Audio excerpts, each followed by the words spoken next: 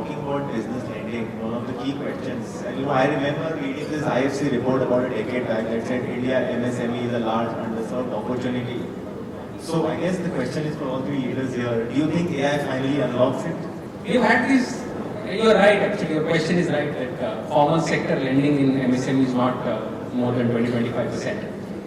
But the question is, the reason for that is not lack of credit appetite. The reason for that, essentially, in my opinion, is economies of scale was the first one. Second was availability of data. And third was distribution. What do I mean by that?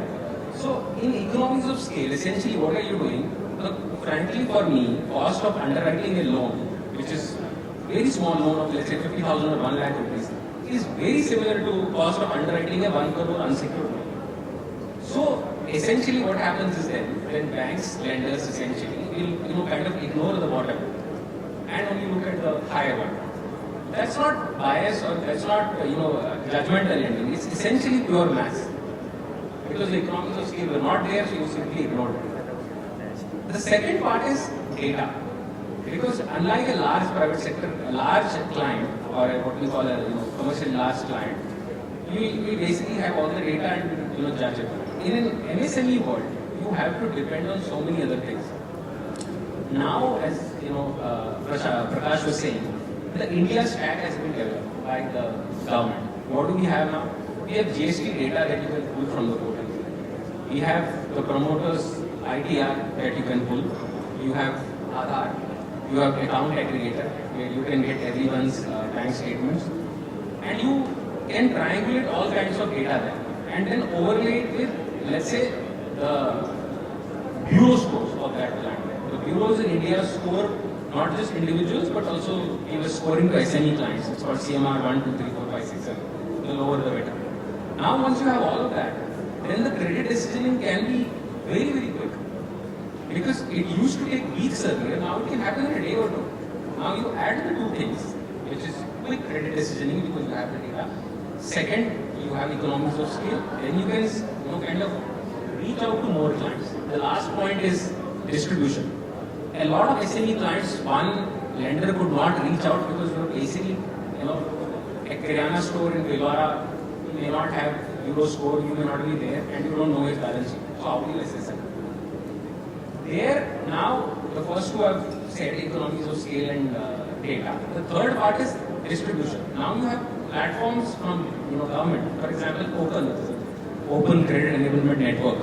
You can basically go there and you can discount government invoices in a matter of seconds, and the loan is disbursed to that guy right up.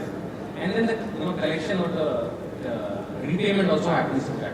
You have prepaid GST things that are happening.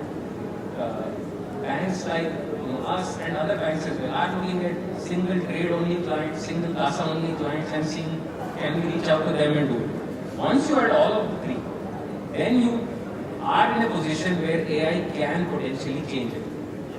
I'm still saying potentially, can potentially change it and not definitely change it, because at the end of the day, lenders still have to take that lead of not just using AI only for efficiency, but also for inclusion.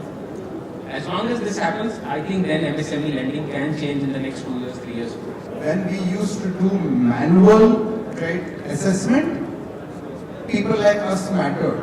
You got judgment, experience, you look at 5 papers and take a view, right? One change happened when we digitized and we started using all the data, right? And the journey became digital. But even that system today, you can count on your fingers how many data points you look at to make a decision, right? But I think AI will completely disrupt this. Today, we talk of triangulation. I have a couple of friends in the audience who have built all these. We say GST, bank statement, ITR triangulation, because that's your limitation of the human mind. I heard there is an affordable housing NBFC which tracks 80 non-financial data of a customer every day. And they lend to borrowers where 75% of income is cash. So So they have to track all this, right? So my view is the credit underwriting will completely change because the machine will have ability to look at a lot more data which people like us cannot comprehend. Okay? We don't know the answer, and luckily people like me and Hemant, I don't know about Shankar, he's in the corporate world, so we have lived our life, we'll work for another 10 years, so we will, but I think people who are starting today, thinking people like Vaibhav will build it, you will build an engine where the machine has the ability to triangulate 50 data at the same time. Why do we call it triangulation?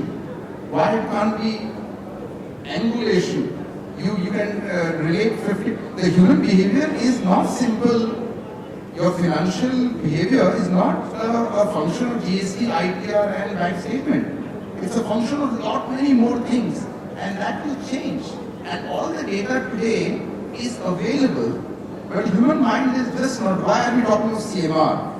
Why are we not talking of 50 more scores like CMR? Because it's humans who are building. So I think it will completely change.